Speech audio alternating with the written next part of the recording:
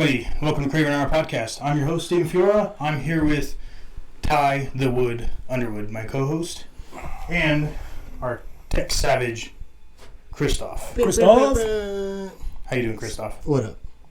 Underwood. Okay, that was it. Okay, cool. So good. Yeah, no, that's it. All right, so this episode is brought to you by Action Sledge Supplements. Go to www.actionsledge.com for all your supplements needs. You use discount code FIORA10 for 10% off. If you have any questions about supplements, hit me up. Word. Yeah. All right. So, So we're talking about what we want to do, and I think it's important, just like, obviously, you guys know, we've talked about it, but we have a correctional background. So for us, with our fitness, it's kind of important because we see inmates working out every day, right? I remember when I first started, I used to get jealous because I was on swing shift and like they get to work out all day, and I'm like, if I had this time, and you know, like all that stupid shit. But I don't know how it was for your Coda Academy, but Lucero was always talking about how inmates work out all the time. You got to be ready. Inmates work out all the time. And for those of you who don't know, with the politics in prison, like each race has to work out. So. You know, they have different rules. Some have to work out twice a day, some have to do this, but they all have a minimum standard of what they have to do. Otherwise, they're getting in trouble, right? By getting in trouble, getting a hot one, beat up, whatever. There's no ifs, ands, or buts. They're going to work out, and they're going to meet a certain standard. So we have to meet that or exceed that. And like I said, I was jealous because I'd see them working out all the time. And, you know, like it was swing shift hours. So it's like when I feel like working out, I'm like, oh, if I was home right now, I'd be working out, you know. Right. And complacency kind of set in a bit because, you know, like we talked about working long hours, all that stuff. Yeah. So whatever. Pulled my head out of my ass and started working out more consistently because Coda Academy, you're kind of in the zone, so you're working out because you don't know what to expect and everything's crazy. So I thought... I realized really quick that Lucero always painted that picture where it was like, oh, they have one up on us and we're playing catch up. But really we have an advantage. You know what I'm saying? Because all they're doing is calisthenics all day. They can pull up, that's about it, you know?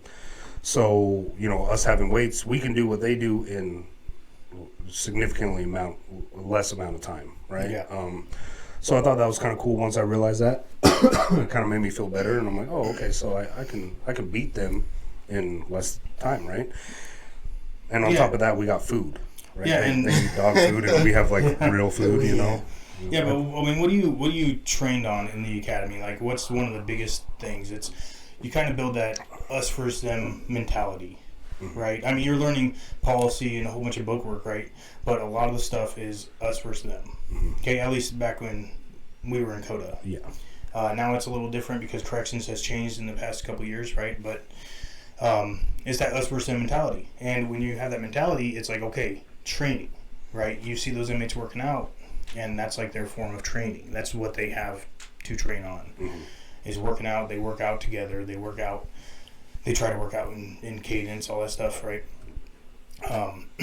But we need to one-up them, right? Because when, say, the yards pop off, like, what's our advantage? Okay, these guys are going to be working out. We can't let them be in better shape than us. You can't let them beat us. Yeah.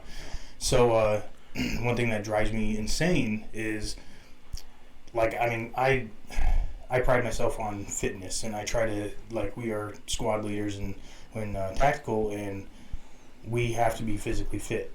Like, that's a must, right? You see these officers, and definitely a requirement. They're out of shape, and it's like, okay, now if you need to respond to an incident, and say an officer is getting assaulted, right?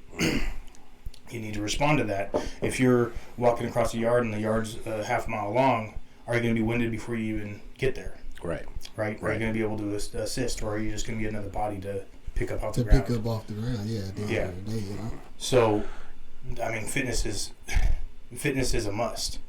A lot of staff don't understand that.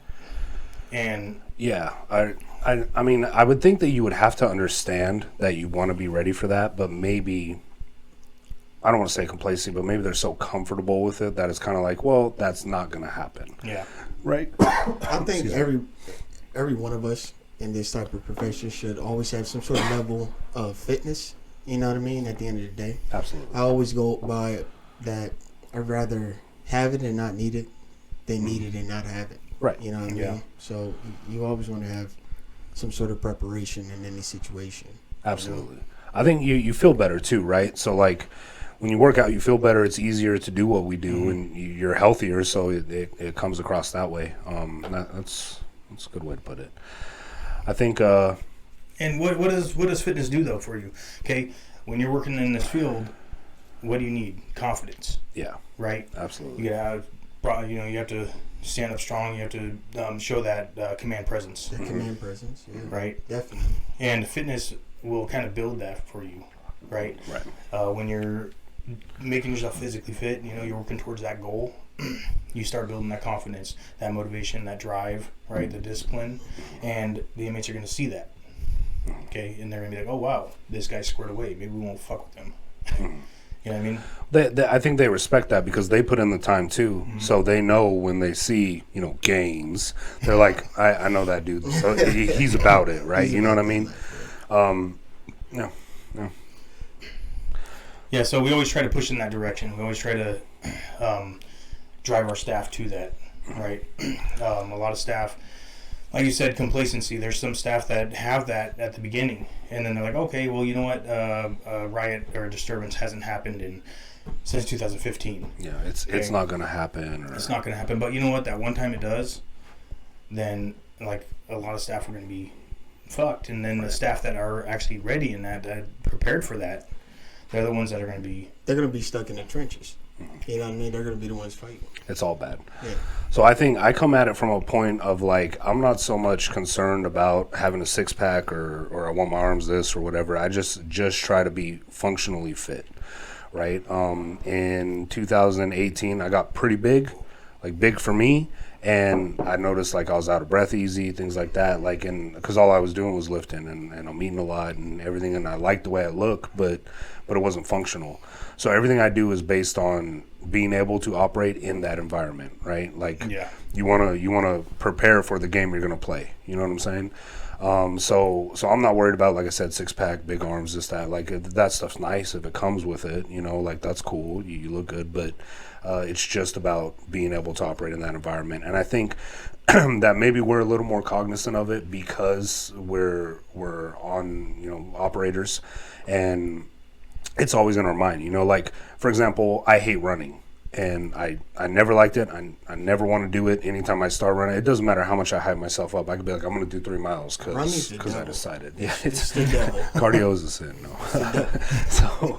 So I never want to do it. But what I did was when I was getting ready to thinking about rather joining the team and I was preparing, I started thinking about I got to find a way to do this. So what I did in my head was I was just like, hey, there's an emergency and I have to run to a place and that's going to somehow help this situation. I have to run to get something. Yeah. And so I started doing that, and then I noticed like, oh, okay, I can do that. Now I'm gonna run further to this emergency. And anytime I thought about quitting, it was in my head like people are going to get hurt if you don't keep going. Yeah. You know what I mean? So so I could see how it'd be hard for people to start, but whatever you got to do, like whatever you got to tell yourself or whatever, however you're going to find that motivation to push yourself through, set a goal and then find it. It really is that easy. And then once you meet that, go to the next one. Don't slack. Okay, I met that. I'm good or whatever. You got to keep pushing. Yeah, and it's not all about just being physically fit. I'm not saying like everybody needs to have a six pack or everybody needs to be able to run or like everybody has their strong points and everybody has their weak points, right? So say my strong point is being strong, right? Your strong point. Yeah, if we need you to lift a fridge, I'm gonna call Fiora. Okay, you got it. Okay, but say I need to be able to pick somebody up and walk up and drag them off the yard.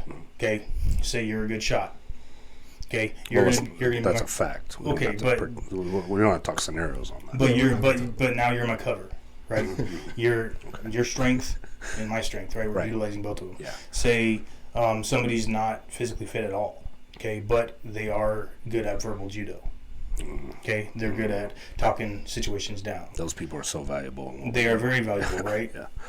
So if you're not physically fit, you can be mentally fit for any situation, right? It all ties in together, That's a solid point, right? So yeah, you want to have some level of fitness, like you said, to be able to respond to the thing, not be out of breath, not be dying. But maybe if that's not your strengths, work on your strengths. I mean, I think you always want to balance. your strengths and your weaknesses. I think I've talked about this before, but like, I don't necessarily strive to be the best on anything on the team that we do, but I want to be like top 3 of everything we do. You know what I'm saying? And like, to me, I feel like, okay, that's average. Like, I kind of went at it. That's a good goal. I went at it from like a CrossFit standpoint, you know?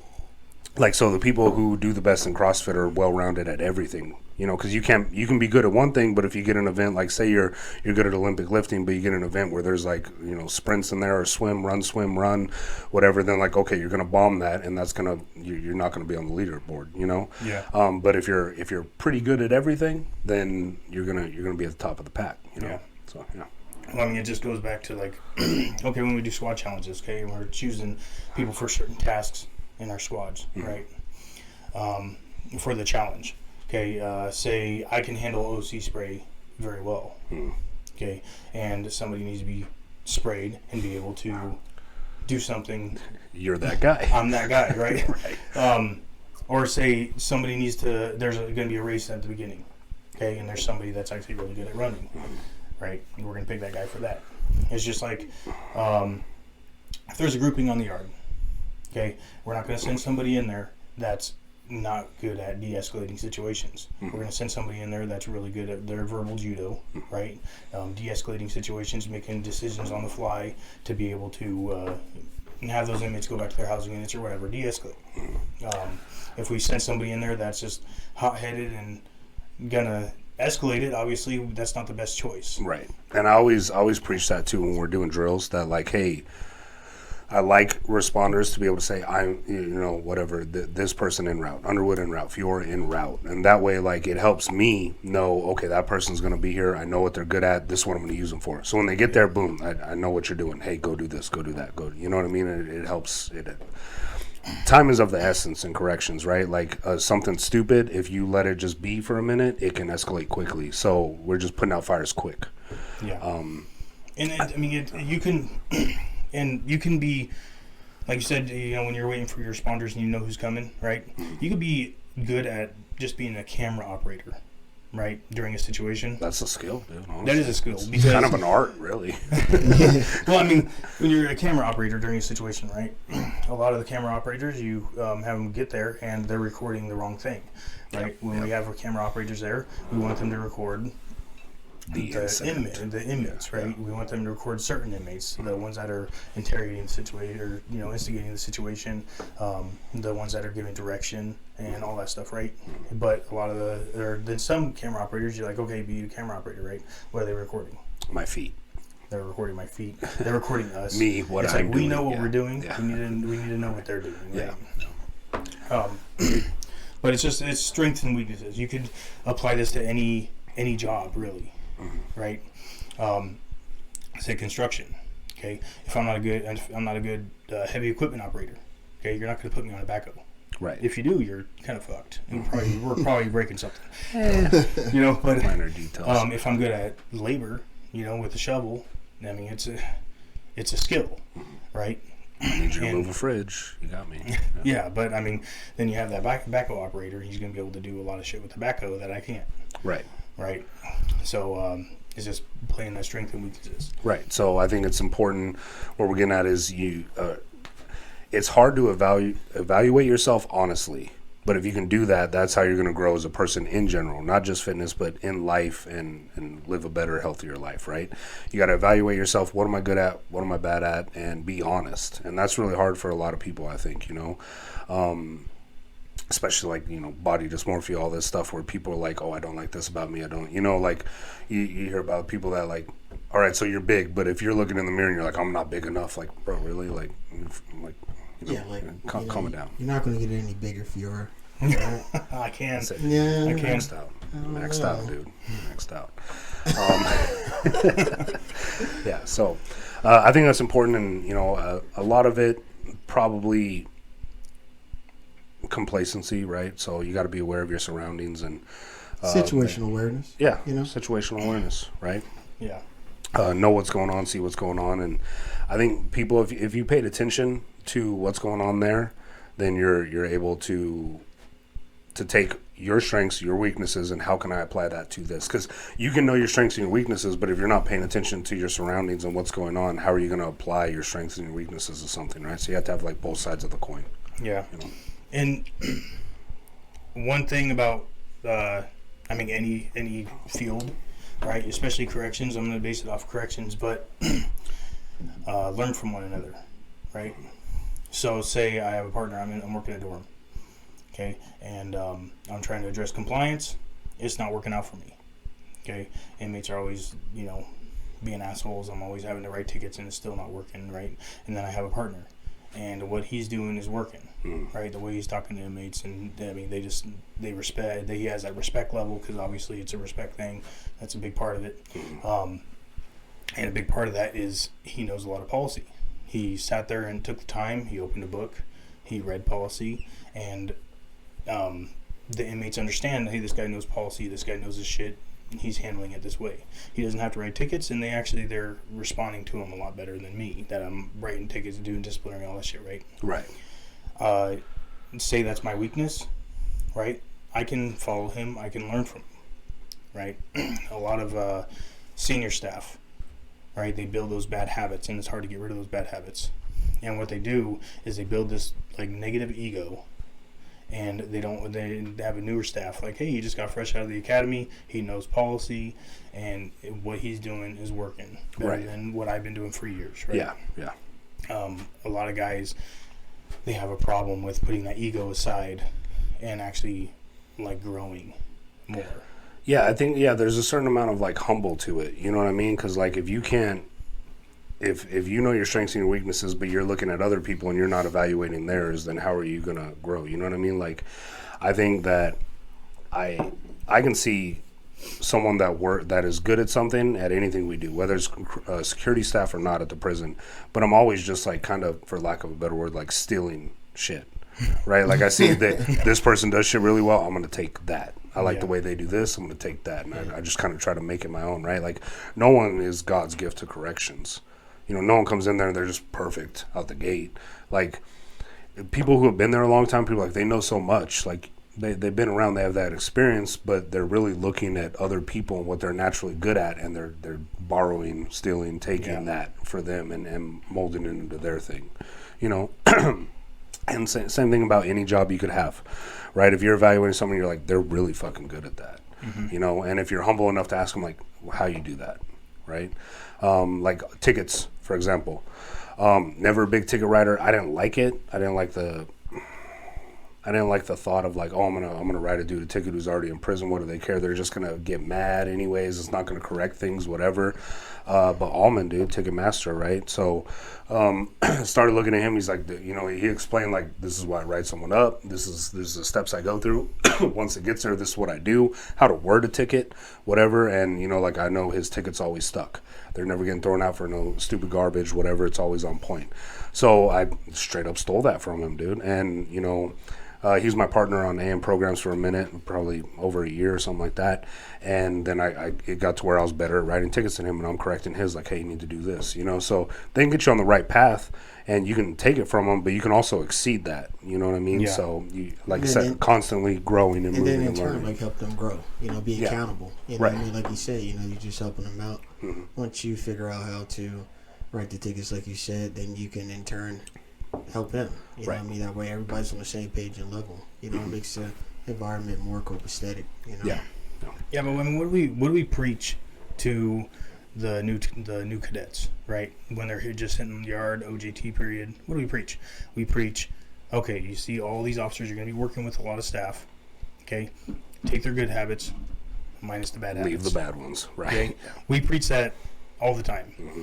And what a lot of guys do, and girls, they lose that when they become like a little more senior staff, right? But it doesn't stop when you're a cadet. That's just the start of it, and you just keep going and going. And that's exactly the complacency, right? Like you heard, we were just talking to the cap last week, and what he's like, every day I'm trying to be better. Mm-hmm. Right, and I think we're both that, but a lot of people, they get super complacent with it, and they're like, hey, I got it, that's it, boom, done, now I just got to show up, just riding the time clock, punch in, punch out, I'm good. But I guess I don't understand why a person would want to be like that. Like, why would you not always want to be better? Because it's straight up like, if I just tried to stay where I was at a level I was at any place, it's boring. Well, like, how are you? You know what I mean? Like, it's boring. And how are you gonna elevate? I mean, it's just like when you work any job, right? Why do you not leave a job that's low paying, right? I was there. I was a security guard at a casino for 7 years. Mm-hmm. It was lower in pay. I didn't know what it was out there in the world, right? I hit that comfort, mm-hmm. right? I got that comfort, stability. It was consistent. Okay, I was there for 7 years. I was a supervisor, all that good stuff, whatever. But I didn't want to branch out, and I mean, I didn't know that I was better than that, right? Yeah. That's because I hit that comfort, and I didn't want to grow. Because I mean, okay, cool. I'm comfortable. I am paying my bills. I have a house. I have all this stuff going for me, right? But once you start striving to be better, creating those new goals, okay, then that's when you become a supervisor or a sergeant or a lieutenant or a captain or whatever, right? A lot of there's some staff out there. I don't want to say a lot of them because I know a lot of them are still growing, right? But even senior staff members, they're still growing. But they hit that comfort, and that's when you talk to an officer that's been an officer for 5+ years, and it's like, hey, do you ever want to promote? No. No, I don't know. I'm not doing that. I'm not doing that. Why? Do that? Yeah. Well, why not? And what do they say? Well, because I'm good. I'm just good. I think. It's like, well, you say you're good, but don't you want to be great? Don't you want to be more than just good? Better. Do you want to be better? Yeah. Do you want to be better than you are right now? Because obviously, like, I mean, you've been here. You have the knowledge. You have the ability to do great things. But right now, you're just an officer. I think by nature, humans are creatures of habit, right? Like that's a fact. You want to, and that's what we're talking about. You build a habit, and once you build that habit, you're comfortable with it, and you just keep going through that. Now, you can live your whole life like that, but when there's so much out there, why would you want to do that, right? At any job or any we all only have one life. You know, so why would you want to just stay in what you know? Why would you not want to go out and branch out and be more? But it's complacency, life complacency. Break out of it. Do more, find more, you know, like enjoy stuff. If I wanted to be complacent, operations, I had weekends, holidays off, you can't pop me for overtime. I could have stayed there forever and done whatever I want and stayed in that little bubble, right? But you branch out, I got stuck on graveyard, and it's I'm glad that I did it, you know? So I think, yeah, you break outside of that comfort zone and you gain more, you know, just like fitness, right? You That's work out, and push yourself, and you get gains. Life is gains. gains. That's all life is about. Life is gains. But I mean, we talk a lot about ownership, right? Like extreme ownership. We're going to preach that a lot, but it is a thing. Yeah, I didn't make it up, but it is a thing. But I mean, we talk about ownership with jobs, with everything, right? But you gotta exercise that ownership of your life, right? Like, you always have to seek that improvement. You always have to seek more. You always have to want more, right? If you don't want more, then what the fuck are you gonna do with your life, right? As an officer, you can only do so much. Obviously, you can become an FTO, you can become operations, you can do things, but there's a certain point you're going to hit a wall, right? So, I mean, I know you became an FTO liaison. Right? And you were operations, you had weekends and holidays off. That's like the peak of an officer, okay? And what did you do? Look for more, promoted. Yeah. You promoted, right? Now there's more opportunity. You went to graveyard, right? You learned a lot in graveyard. Then you ended up coming to day shift. You learned even more, right?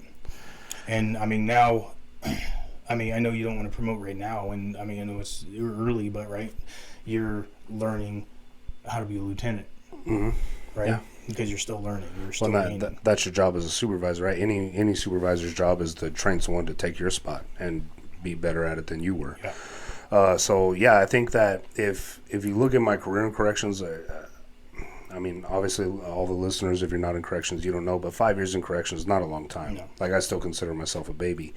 But one thing I've consistently done is take on more, right? So I was an officer for 4 months, went to operations, did that, went to FTO, okay, did that, took over the FTO program, So all the training, everything's on me. If the OJTs learn a lot and they're solid on point, I'm getting kudos. If they don't know and they're not confident, I'm getting my ass chewed by the captain, right? Yeah. And then from, joining the team and being a firearms instructor and everything, like I always, okay, I'm comfortable with that. I got it. Next thing. And it's kept it where it's fun, it's fresh, and every single day I'm happy to go to work. Yeah. Right, exhausted or not, I'm driving there and I'm like, I'm glad that I get to do this right now. It's never a tedious thing. And I think people that we're talking about, like being complacent and stuck in that rut, that whether they realize it or not, like if you're not stoked to wake up and go do what you're doing, you're complacent. You need to find more. So I don't know. How do you think you get out of that rut? If you were a person in that rut, how do you get out of it? Okay, so I'll tell you, everybody's different, right? Everybody has a different idea of it or a different way of they can get out of the rut. I hit that rut, right? I hit that rut as an officer. Like I started on swing shift. I ended up going to day shift. I felt like I hit my peak on swing shift without being an FTO, right? But I was yard officer. I had good days off, which was Friday, Saturday. Love those days off, right?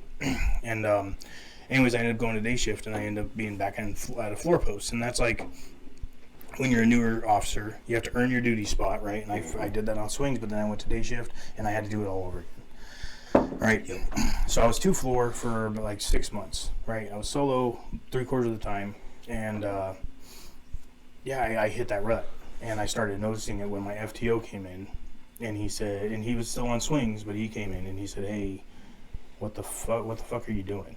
I'm like, "What are you talking about?" I'm trying to figure out who this FTO was real quick. FTO Jones. Oh, that's the epitome of corrections. Yes. Yeah, so he's like, "What the fuck are you doing?" I'm like, "What do you mean?" He's like, "You used to be one of the better officers on swing shift, and now you're crap." And he was just blunt. That's super cool when to be blunt like that. No, a lot of people pussyfoot around these days. And you know what I did though? Okay, I took that. Mm-hmm. I took it and I was like, okay, you know what? You're right. I don't know what the fuck I'm doing. So you know what I did? And this is to get out of my rut as an officer. I said, okay, I'm gonna get back to where I was, because now I was up here, and I was down here on day shift. Yep. I had to get back up to where I was. Right. To start, right? Yeah. So what I did was, this is just one way I did it. I ended up taking vacation. Told my wife, hey, I need to reset. Went back to my hometown. Didn't think about work. Didn't think about any of that stuff. When I left, I was like, I told the inmates that were in there that I started becoming complacent with these inmates, because I hit that rut, right? So I told them, hey, I'm gonna fucking leave, but when I get back, it's go time. It's no on. Fucking around, Yeah. right? So when I got back, and I took like 2.5 weeks off or something, right? When I got back, I ended up becoming that officer that I used to be, right? And it was hard at first, okay, because it's like starting fucking fresh, trying to gain that momentum back, right? And that motivation. But when I got back, I did it, right? And that's when like a month later, I got a tactical application. Dude fucking handed it to me, already filled out, sign here, right? Panzer, thank you. But thank you. But yeah, so did that, and then I became a duty officer. Then I became yard, right? I got asked to be an FTO, but I told them no, and that was stupid. But anyways, at the time it was. At the time it was. Now I will say that Underwood single-handedly turned that program around and made it something like, dude. But I had to really get jacked up for that, right? Like when they gave me the liaison thing, and Cartwright's a really good leader in that, like he won't strive for your creation, and he'll let you come up with what's going on. And if it fails, then he's gonna be like, all right, this is how you're gonna fix it, and you're gonna do it exactly what I say because you done fucked it up. But he gave me that room, dude, and I ran with it, and I was super stoked. Because it's like when it would go successful, I was like, all right, cool. Like from the very first one that I was in charge of, right, of structuring the training, I did that, and training Lieutenant Sweeney and everything. He's like, hey, great job, good feedback. All the OJTs knew what they were doing; they're on point. And then I was like, okay, how do I make it better, right? And just like those little tweaks, and then, but like everything else, it got to where even that got stale. Where I'm like, I felt like I could only go so far, and so wanted to move on to something else, and it was promoting was honestly what did it, because as a sergeant, you're not going to have time to do the FTO thing. It's not really how it works, even though once you're a certified FTO, you're always an FTO, whatever, like McKee's an FTO and so on and so forth, even though he's a lieutenant.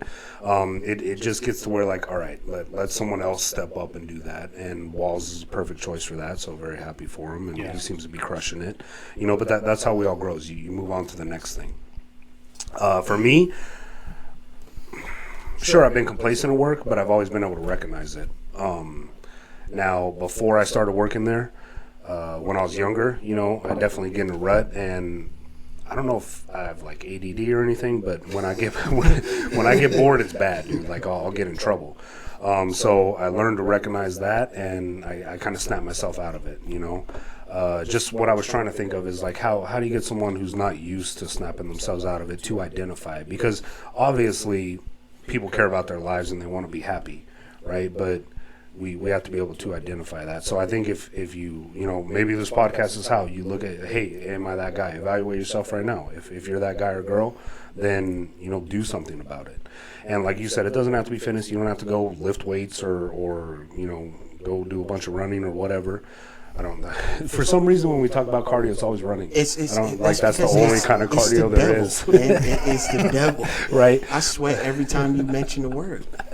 But I'm sweating right now. Yeah, just think about something else, right? Like the sergeant thing, got it, and went to day shift and all that. But if I just stayed in my complacent circle, I wouldn't be on this podcast right now. Because I was like, you know what, I got that. That's cool. And you talked about what you wanted to do, and that was really like inspiring to me. And it's kind of just like FTO Farms, everything else that I've done there, where it's like, yeah, I want to take that on, and I want to get really good at it. You know what I'm saying? So if you're in that rut, just start finding something that you like and do it. Get that fire back. And get better at it every day. Stoke the fire, like you said. Throw some wood in there. Till it's hot as shit, and you break the damn fire pit, right? And talking about that fire, right? That builds in you. So say you're working dorm, right? And you start identifying these faults that you have.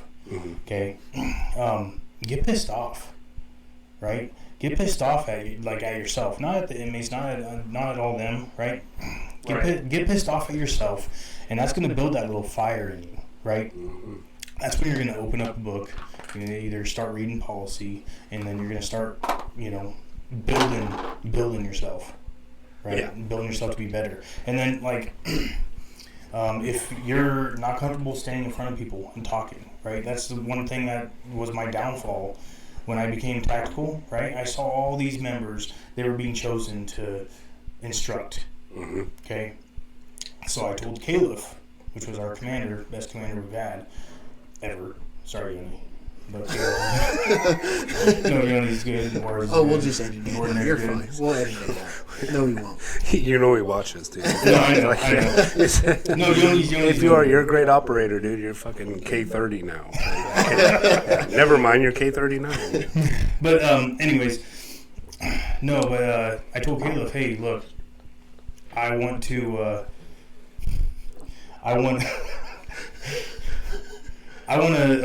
improve on that. My bad. I want to improve on that, right?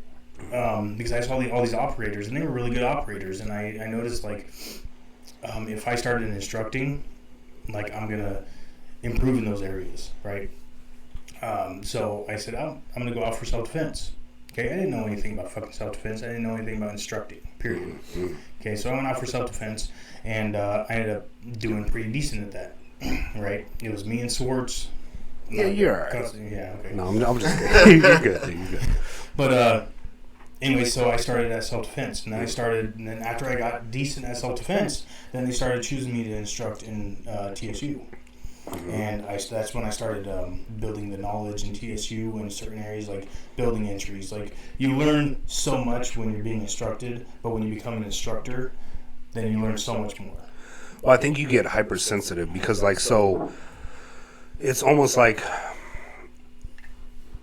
I guess the best way to call it is fear, right? But you're like, I'm going to teach this. So however much notice you have, you're like, I'm going to teach this. If I don't know this better than anyone, like that fear drives you. So you're just like, you're sitting there and you're studying every word, every nook and cranny of everything that every part of that curriculum you're going to cover. You want to know like the back of your hand because you're not going to look like an idiot, right? And self-defense, easy enough. Now, line staff can be intimidating, right? You get 40 people in a room and you're instructing them all and teaching them self-defense, firearms, whatever the class is. It can be pretty intimidating. Tactical, there's nothing like having, however big our team is.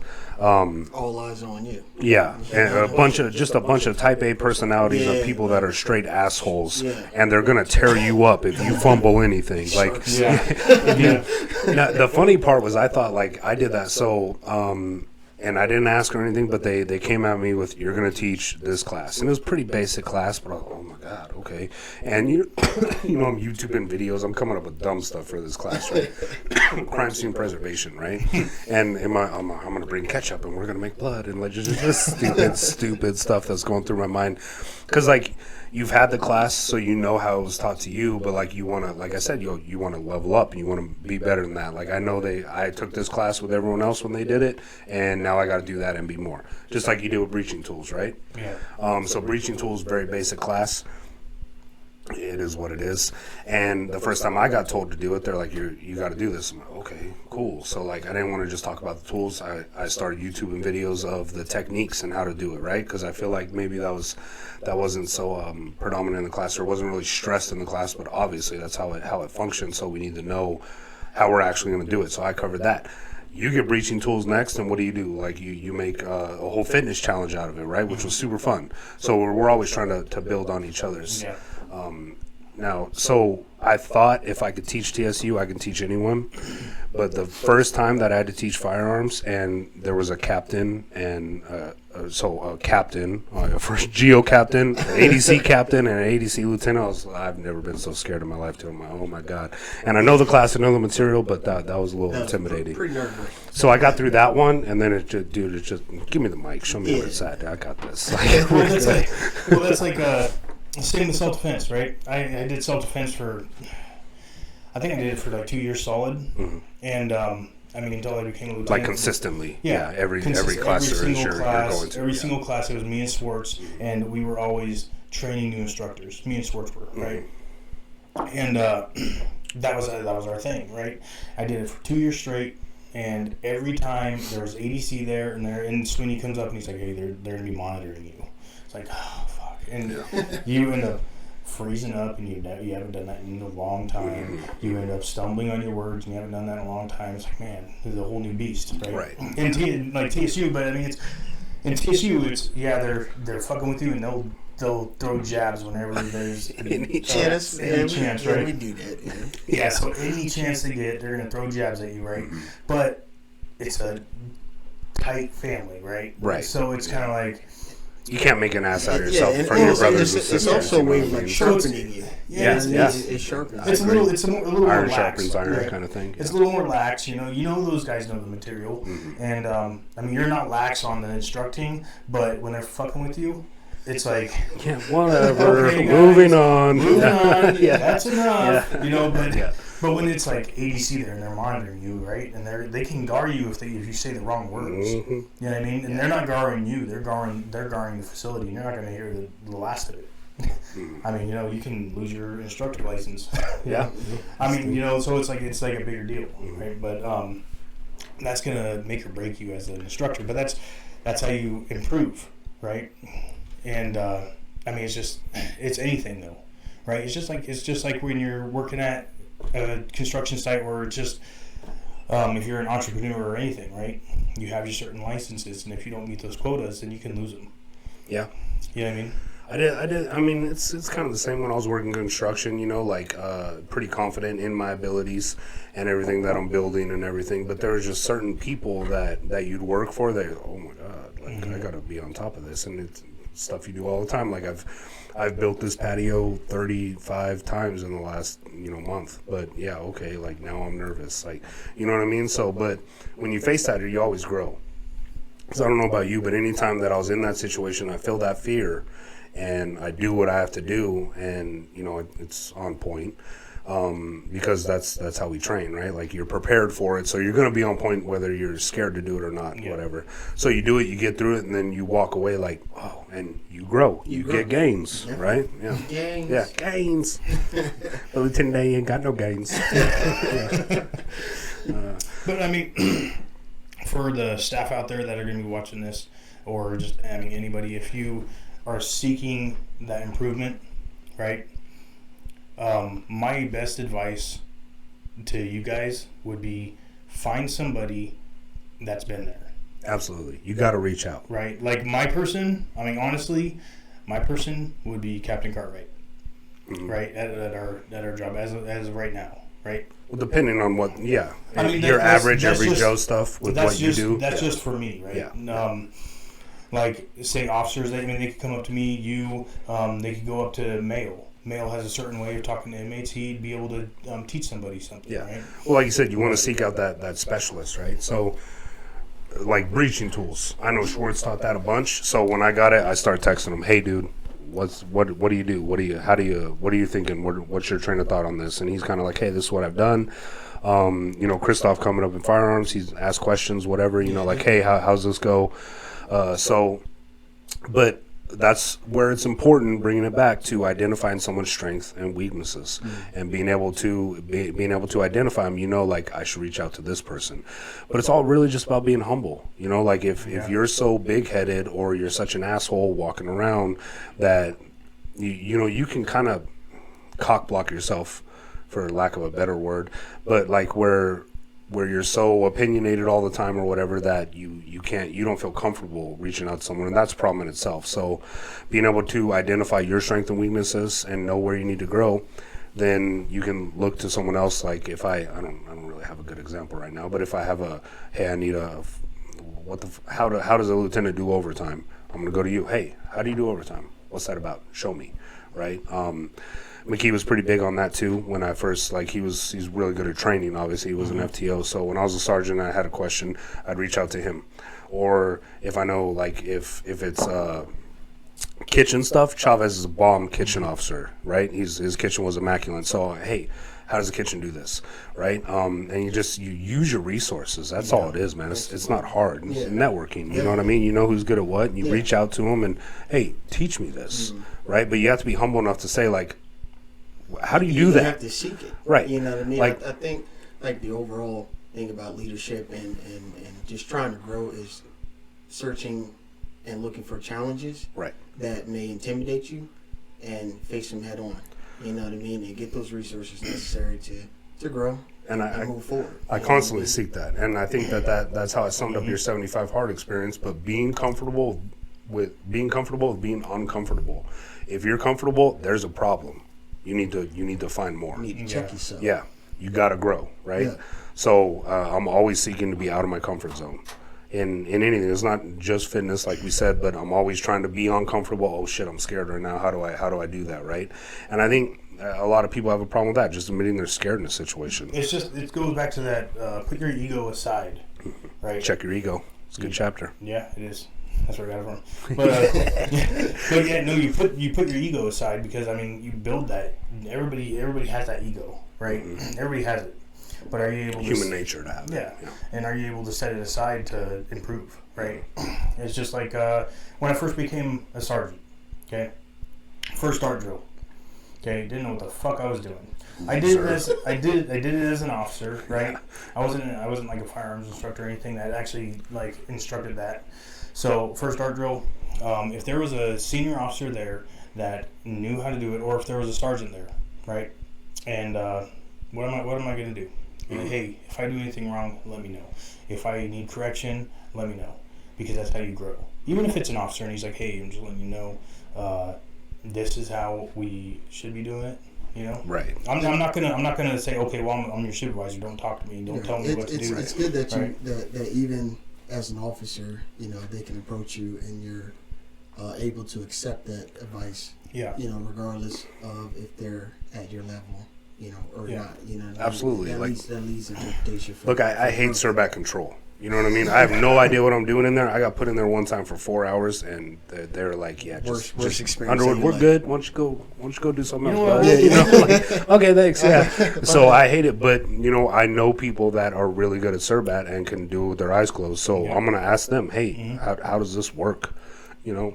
Or it goes back to CDU. I've worked CDU, I mean, a little bit, but there's officers that's been there for years, and they know so much more about, like, the operation of CDU than me, right? I don't even go into CDU and pretend like I know what I'm doing. I just ask them, what do you guys do when this happens? Like, I don't even play, dude.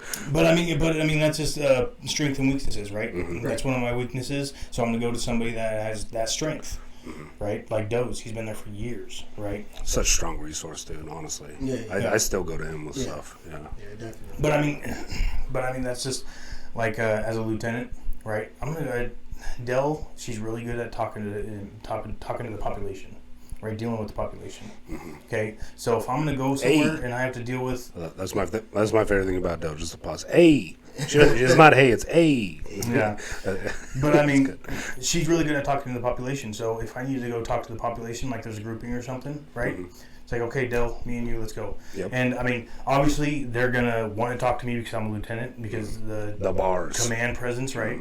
The bars. The bars. Right? But really, Dell is the strong one there in that area, right? So what she says, they're gonna fucking probably like in one ear out the other, but I'm learning from her and I'm gonna be able to use that, and both of us are gonna resolve the situation. And really it's Dell. Right. You know what I mean? Right. Well, I like that. That's kind of like an ace in the hole thing too. Yeah. You know what I mean? Like, so you guys go out there, right? And they want to talk to you because you're a lieutenant, so you're talking and everything, and she's just sitting back, like, all right, I'm ready. Just get quiet for a minute and I got this. You know what I mean? And then as soon as she comes, like I've seen it happen a bunch of times, right? Just like the inmates outside of the chow hall. You're talking to them, you're appeasing them, this, that, and she's sitting there quiet, and then she comes, she talks to a person for 2 seconds, everyone's gone. Yeah. Situation resolved, right? It plays in a lot better like that. It's really nice though too, as an instructor and being on the team and everything. I think we get the opportunity, like when you see someone grow, even being that person that gets that growth is really good. It feels good inside, like we said. Like, you know, you get in that scared zone or whatever, and you come out the other side and you grow from it. Yeah. It's really cool to also see that too, right? Like, so like Christoph said, we want people to grow, and it's really rewarding to see that. Like, I won't put the supervisor on blast, but people were talking about this sergeant and their dart drills and how they're garbage. I got that supervisor at range, and we go over dart at range. So with that supervisor there, and luckily there happened to be like four people from his shift there, their shift there, and For her. that's still it's a numbers game. There's more males than you. Okay. So there happened to be like 4 people from that sergeant's shift there, and so what I did was, and this was Yoni's idea. I'm not going to claim it as my own, but he's like, let's have all the officers run it too. So we had the supervisor do it, and everyone was kind of, you know, under their breath and stuff. It's like, all right, cool. Now you're up. You run it. Right? Okay, now you're next. You run it. And even though these people had sit there and ran, at that time, like 5 drills back to back, they're still fumbling over their words. They're still stuttering. And it's like, you might know the positions and how to tell someone to fire and everything else that you have to do. But when you're in that seat, it's a different beast. And to see them get humbled with that, they sat down and they're like, no, you're right. That's hard. Right. That's hard. Definitely. You know what I'm saying? Yeah. And so I think that kind of helped too. They build that respect, yeah. Yeah. So it was like, oh shit. Like, yeah. you know, yeah. Kendrick's like, be humble. Yeah. You know? Yeah. Yeah, so it's like, all right, so a lot of A shift was complaining about the supervisors, right? But you had this one officer in this meeting, right? This one officer came out, and I mean, he waited till everybody was done talking and complaining, right? And then it was this one officer's turn. Okay, I'm not going to say any names or what anything like that, right? It's a better way to be. Yeah. So this one officer said, you know what? You guys are all complaining for the wrong reason. Okay, you guys say that these supervisors aren't doing anything, they're lazy, whatever, you never see them, this and that. But he's like, I've been there. I've been there, and you have no clue what they're going through, and no clue what they have on their plate, and how much crap that they have to deal with. Right. Right. And some officers came up and said, hey, you actually opened my eyes a little bit. Just that little thing, right? Right. And like, it's just like when an officer's working in a dorm, you know. Say you obviously every dorm is different. Every inmate's different, right? Inmates are going to react different, right? Say you're on a shift and you're owning your dorm, right? You're owning it. You're doing policy, strict compliance, all this stuff, right? And then you have the next 2 shifts that aren't. Mm-hmm. Okay, and then you come back and it's a reset. Mm-hmm. You have to do it all over again, and all over again, and all over again, right? And then this officer gets stressed out, and then that's when the complacency comes because he doesn't have that that backup that he needs, Right. from the other shifts. Okay, and then that officer gets a little complacent. Okay, and those other staff members on those other shifts are like, hey, this officer's slacking. Fuck him, blah, blah, blah. Starts talking shit. Piece of shit. It's like, dude, you have no clue what kind of stress you guys are putting him in. Right, because he has to start over every day. Well, because he is doing his part, and you guys aren't. Mm-hmm. And think about that. Right. Like, I mean, it's a big burden to carry. It's a big weight to have on your shoulders, right? I mean, we joke about, oh, is your back hurting because you're carrying, blah, blah, right? That's a fucking thing. Yeah. Yeah, definitely. You know what I mean? Yeah. No, you got to share the burden.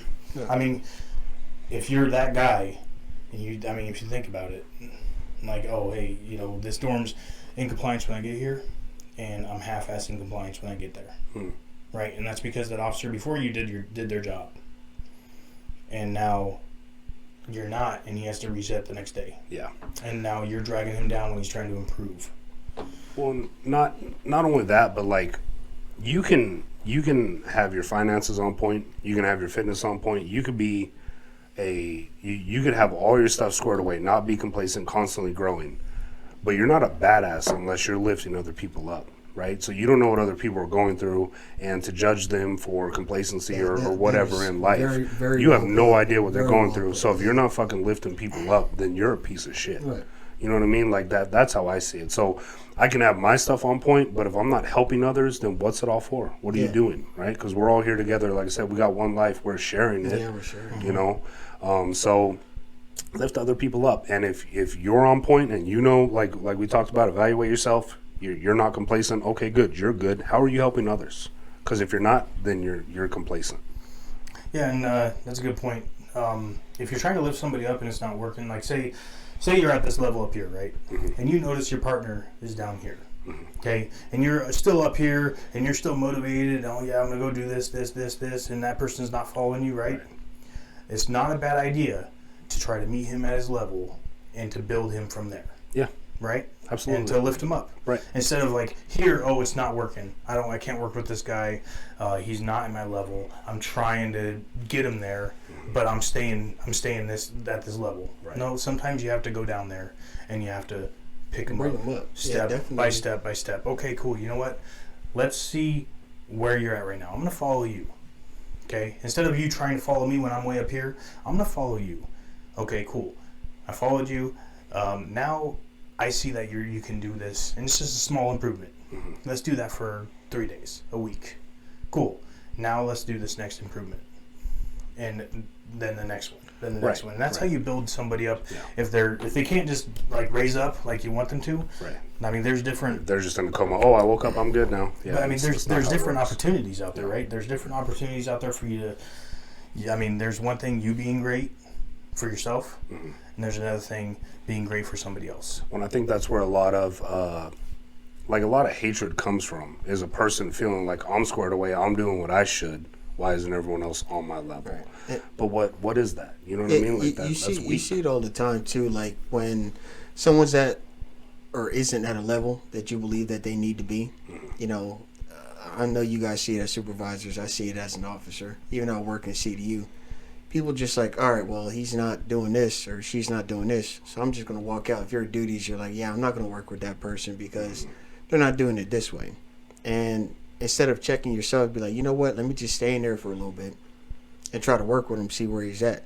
I remember a time there was an officer who didn't do 704, and I turned in the paperwork to you, Fiora, and it turned into like, okay, Cordero, well, how come you didn't do this? I was like, well, I came in, he didn't do 704, so, why should I do it? And you explained to me like, okay, well, instead of doing it this way, maybe you should, have that officer come back and work with him, teach him how to do 704. And I didn't look at it at first. I kind of was just like, all right, you know, like whatever, I'll just deal with the consequences as they come. But I shouldn't have done that, you know. And that was a self-eval for me, and that basically taught me how to be a better leader. Because you even said, like, if he has to sit there and do a little bit of overtime, then so be it. Just call me up, let me know, and tell me what you're doing, and we'll go from there. So, you know, that's the whole point of trying to make others better.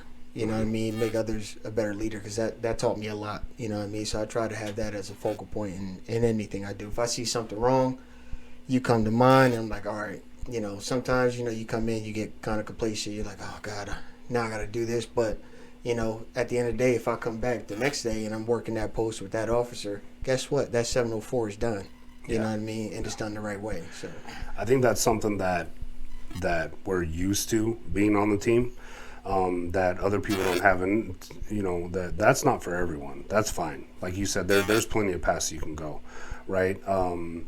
Like case manager Gonzalez, perfect example. Great trainer. Like being on the team isn't for her, but she's great at support. Yeah. She's really good at that. Like she holds us down. So that's really good. I think that, like I said, being on the team, we're not gonna let anyone fail, right? Like I had an operator, I don't remember, a few trainings ago, whatever, and he kind of pulled a few of us aside, and he's like, hey, I think it's my last training.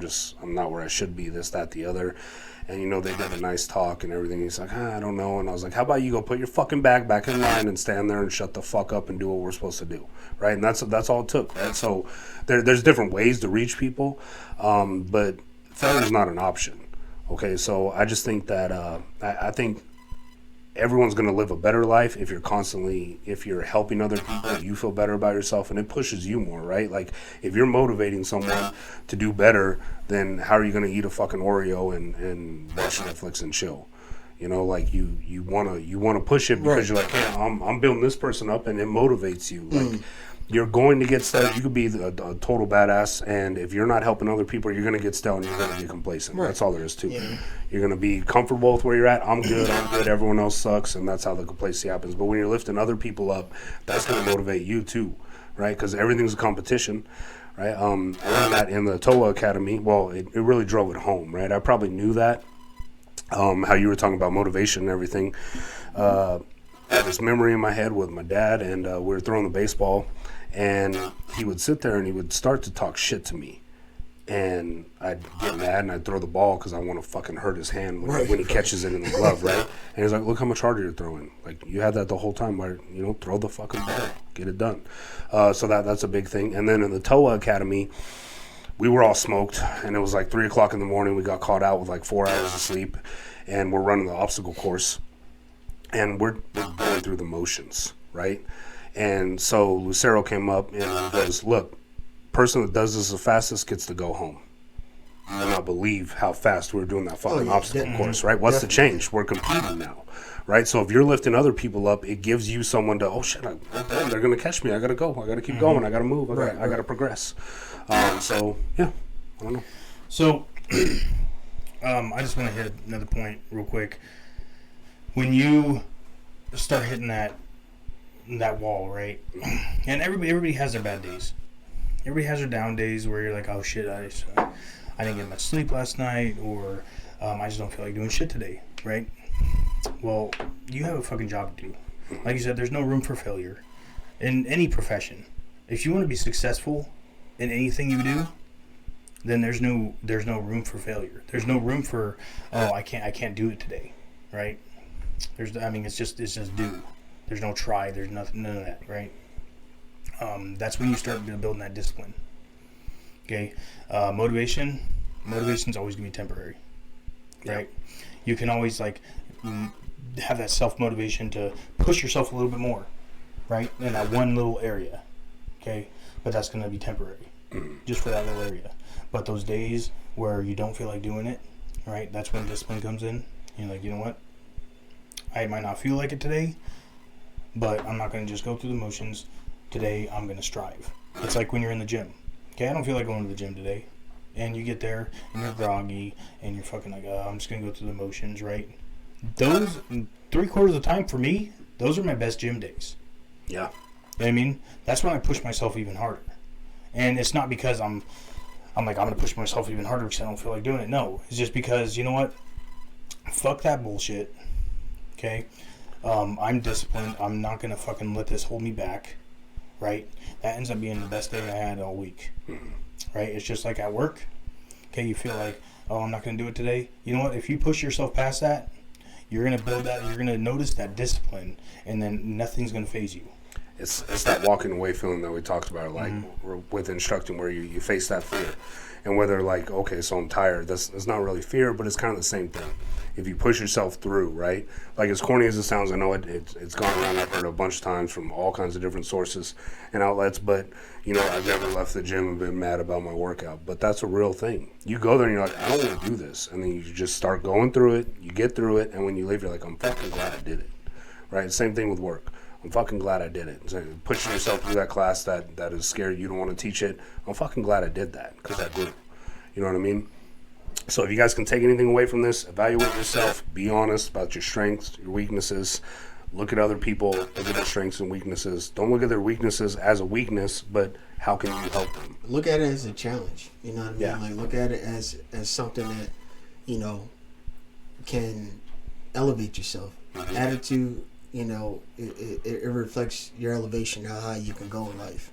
You know what I mean? So if you constantly look at, in my opinion, like the way I look at things, if you look at everything as a challenge, I like challenges. You know what I mean? That helps me personally to push myself and help other people grow. You know what I mean? So I personally always look at things like a challenge, an obstacle.